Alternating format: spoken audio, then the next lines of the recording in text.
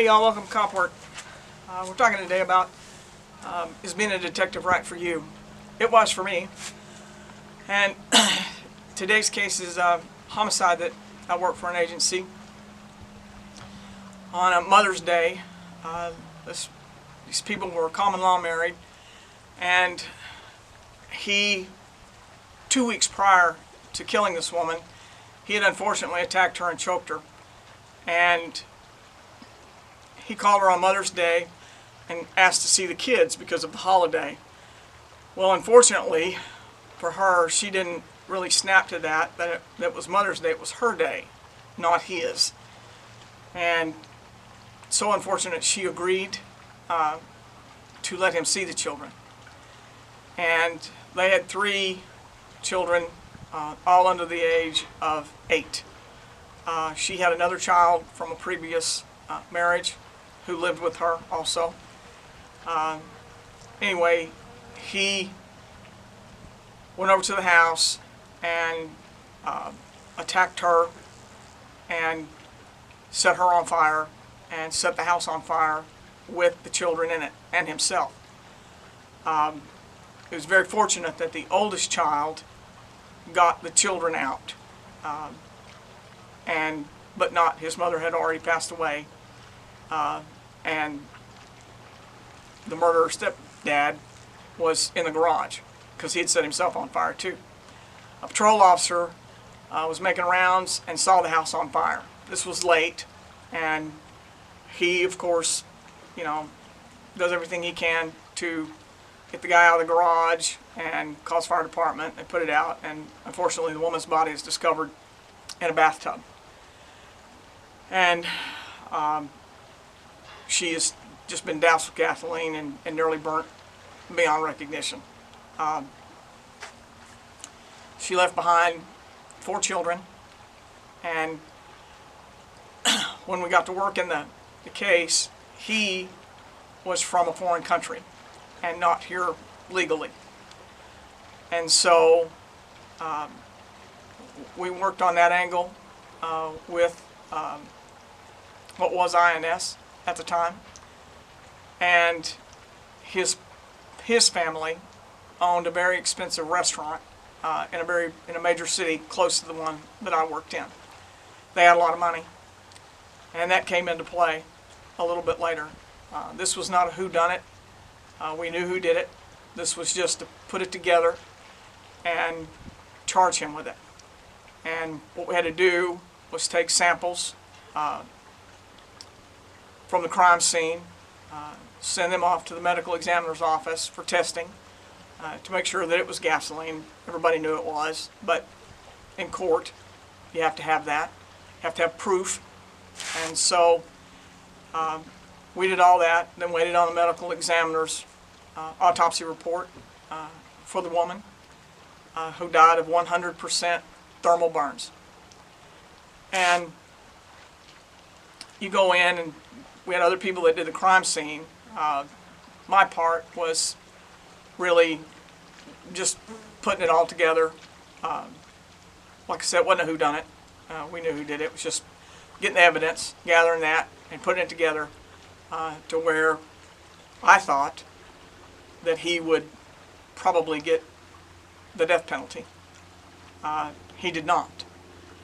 His family called the dead woman's mother, and because they had 3 small children, the dead woman had 2 brothers, and they agreed to take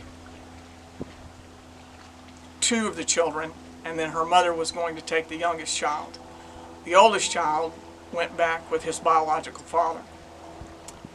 But the suspect's family called her mother and said, "We will pay.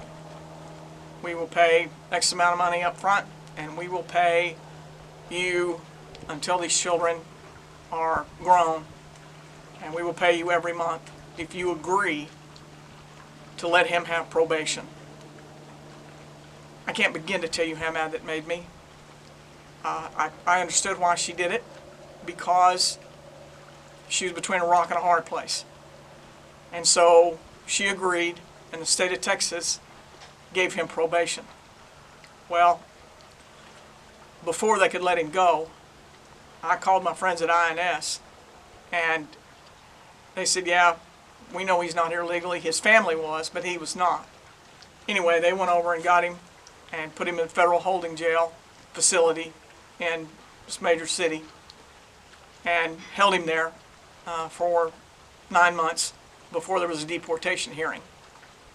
And I had to go testify at the deportation hearing. And the judge ruled that because of the heinous crime that he had committed, that he was to be deported. His family went berserk. They got really, really mad. And I didn't care at all that they got mad. I was mad too, because he burned a woman to death. He tried to kill all of them. He nearly killed himself. He didn't. He burned himself up. He stayed in the hospital for a while, but he didn't die. But he trapped them all in the house. He tried to kill all those children, her, and himself. And I just didn't go for that at all. It made me really mad. And so at the deportation hearing, the defense continued to ask me over and over what had killed her. And all I could do was refer to the autopsy. And you know how defense attorneys can be. They can be kind of ugly. And well, what about this and what about that and what about this? And I answered the same question 3 or 4 times the same way. The autopsy said 100% thermal burns. The autopsy said 100% thermal burns. And finally, the judge got tired of hearing it, and he told that defense attorney, he said, this has been asked and answered, no more. And I thought, well, thank God for that, you know, finally. And so, anyway, once it was ruled that he was deported, and I was leaving, or was going to be deported, I was leaving, and his family, we were in the hallway, and they came out and they said really ugly things to me. And I said really ugly things back. I told them that in this country we don't burn women up. Maybe that's what you do in the country you're from, but we don't do that here. And boy, did it make them mad. I was really surprised they didn't complain, but I didn't care. I did not. What he had done was truly just heinous. And a few years after that, he got deported. I got a call from INS where he tried to sneak back into the country, and they asked me to look around and find him again, and I did, and they deported him again. And I thought, boy, you don't learn, do you? You know? So I was glad about that he got deported again. But, you know, what a bunch of knuckleheads just because they had money. And today, if I'd said what I said back then, I'm sure I would have been complained on. You know, I'd have probably gotten in trouble. But I really didn't care.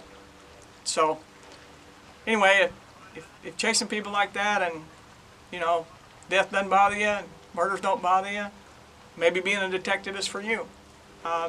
It was for me.